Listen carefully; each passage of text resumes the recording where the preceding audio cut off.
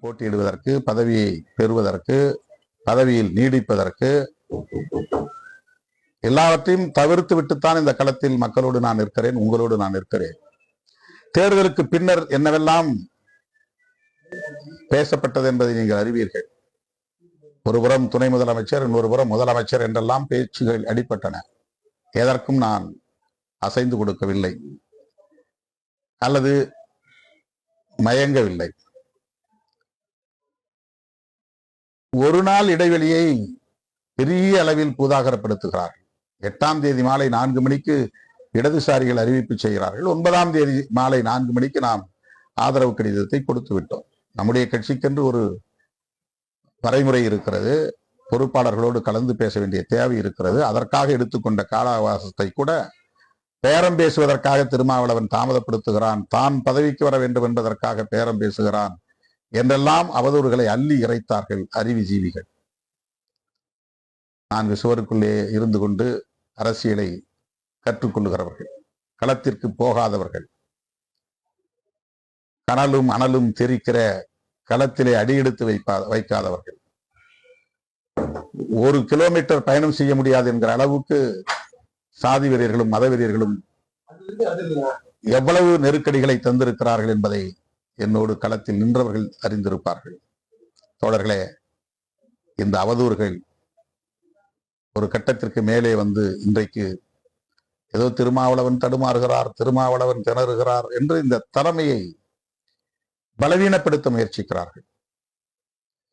இவ்வாறு பேசுகிறவர்கள் தான் தடுமாறுகிறார்களே தவிர திருமாவளவன் தடுமாறவில்லை, நிதானம் இழக்கவில்லை.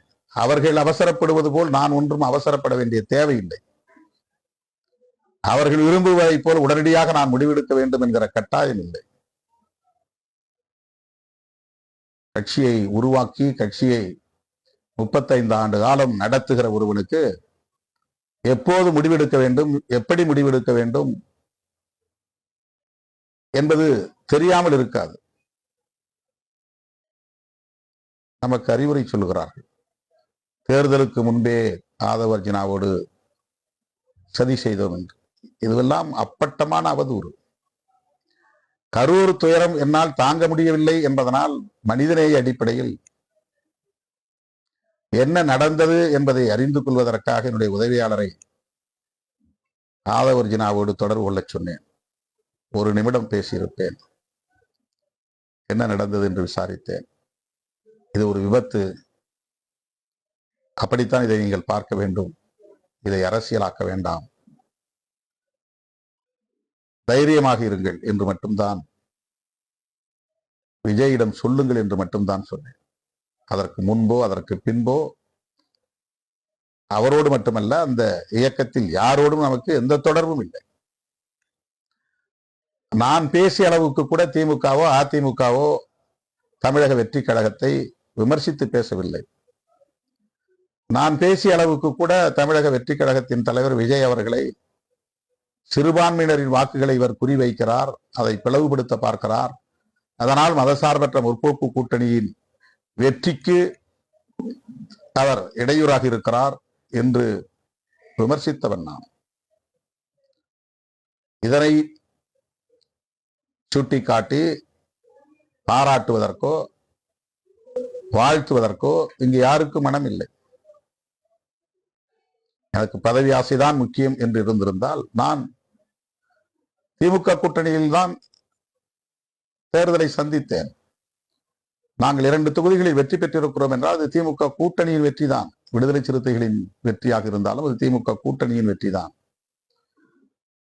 அந்த அடிப்படையில் பார்த்தால் நான் திமுக கூட்டணியிலேயே நீடிப்பேன் என்று என்னால் முடிவெடுத்திருக்க முடியும்.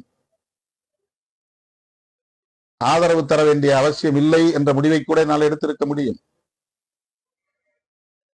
ஆனால் அறம் சார்ந்து சிந்தித்த காரணத்தினால் இங்கே மீண்டும் ஒரு தேர்தல் வந்துவிடக் கூடாது, ஆளுநர் மூலமாக இங்கே குடியரசுத் தலைவர் ஆட்சி வந்துவிடக் கூடாது, 2 இடங்கள் பற்றாக்குறையினால் திரு விஜய் அவர்கள் ஆட்சி அமைக்க முடியாத நிலை ஏற்பட்டு விடக்கூடாது என்கிற ஒரே காரணத்திற்காக ஆட்சி அமைப்பதற்கு மட்டும் ஆதரவு தருகிறோம் என்று ஆதரவு தந்தோம். அதுவும் கூட்டணியின் தலைவருக்கு இந்த தகவலை தெரிவித்து அவருடைய இசைவை பெற்றுத்தான் இந்த ஆதரவை நாம் நல்கினோம். ஆதரவை நல்கிய பிறகும் 10 நாட்களுக்கு ஒரு விவாதம் தொடர்ந்து நடந்தது. ஏன் விடுதலை சிறுத்தைகள் கட்சி கம்யூனிஸ்டுகளைப் போல வெளியே இருந்து ஆதரவு தர வேண்டும்? இது எளியவர்களுக்கான கட்சி, விளிம்புநிலை மக்களுக்கான கட்சி, அதிகார தேடலுக்கான ஒரு கட்சி. எப்போதாவது கிடைக்கிற இந்த வாய்ப்பை ஏன் அவர்கள் பயன்படுத்திக் கொள்ளக்கூடாது என்று விமர்சனங்கள் வந்தன. ஏன் இடதுசாரி கட்சி தலைவர்களே, தோழர் வீரபாண்டியன், தோழர் சண்முகம் போன்றவர்களை கூட விடுதலை சிறுத்தைகள் கட்சி அமைச்சரவையிலே இடம்பெறுவது ஏற்புடையதுதான், அவர்கள் இடம்பெறுவதிலே எங்களுக்கு மகிழ்ச்சி தான் என்று வெளிப்படையாக சொன்னார்கள். அதன் பின்னர் தான் நான் ஒரு முடிவுக்கு வந்தேன். முக்கியமான ஒரு காரணத்தால். என்ன காரணம் என்றால், அமைச்சரவையில் இடம்பெறுவது என்ற முடிவெடுத்தால் அந்த வாய்ப்பு இப்போது வெற்றி பெற்றிருக்கிற 2 பேரில் மூத்த பொறுப்பாளராக இருக்கிற வன்னியரசுக்கு கிடைக்கிற வாய்ப்பு.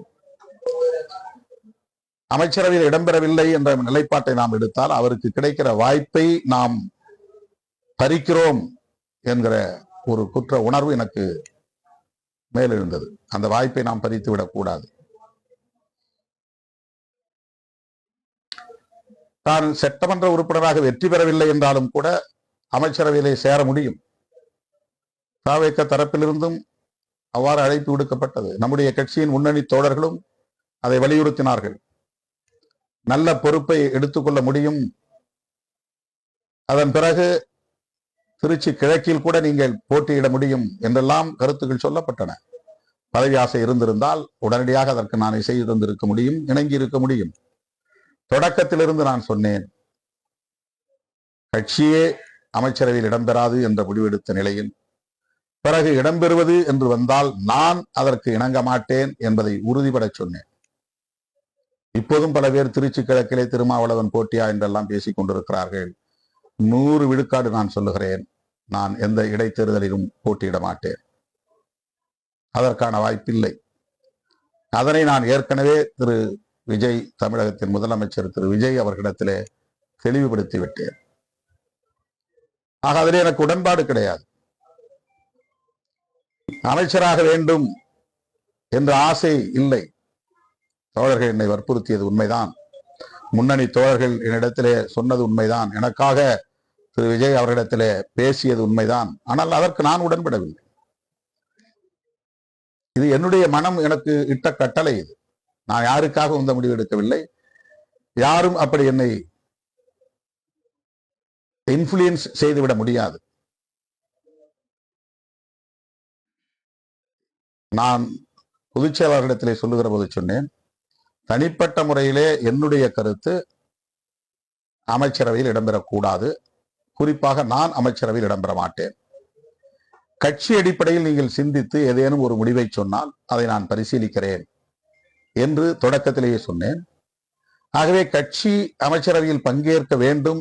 இந்த வாய்ப்பு ஒரு வரலாற்று தருணமான வாய்ப்பு.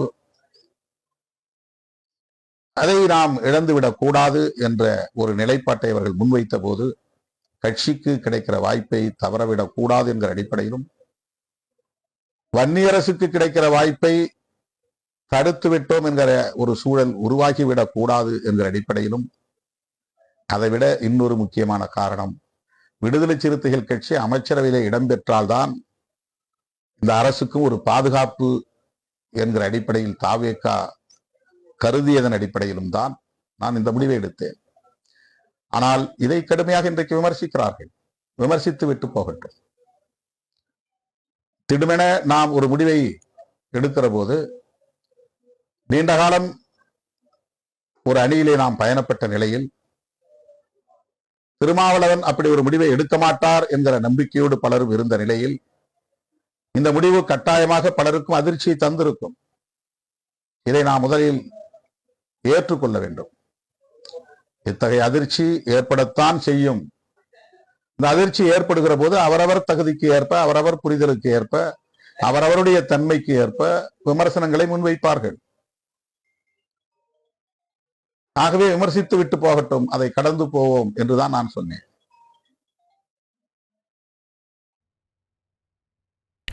தன் மீதான பல்வேறு விமர்சனங்களுக்கும் பதிலளிக்கும் விதமாக நேரலையில் விடுதலை சிறுத்தைகள் கட்சித் தலைவர் தொல் திருமாவளவன் பேசிய காட்சிகளை நாம் பார்த்தோம்.